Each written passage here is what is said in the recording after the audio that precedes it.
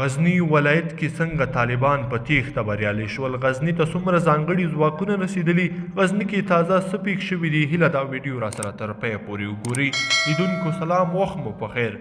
غزني ولایت ته سلګونه تازه دمې کمانډویان ورسېدل وروسته له هغې چې د غزني ولایت د بد امنیتي وضعیت په اړه راپورونه ورکړل شول. اوس د ځانګړو عملیاتو قل اردو وایي دغه ولایت ته یې تېره ورځ ناوخته سلګونه تازه دمې کمانډویان انتقال او په مختلفو سیمو کې ځای پر ځای کړي دي.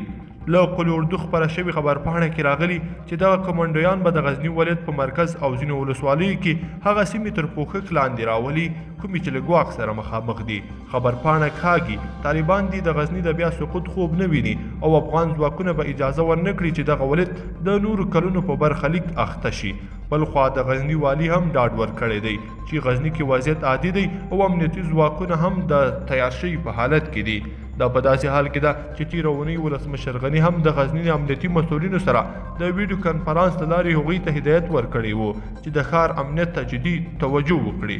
د ملي امنیت پخوانی مشر رحمت الله نبیل هم تازه ویلي چې سلګونه طالبان چې القاعده هم ورسره د پلان لري تر څو په غزني ولایت کې بریدونه ترسره کړي. لیدونکو په دې هیله چې دا خبر به مو راسره تر پایه پورې کتلی وي. که مو ویډیو خوښه شوې ویډیو لایک کړئ، د سره او چینل هم سبسکرایب کړئ. تر بلې ویډیو پورې ښه وخت.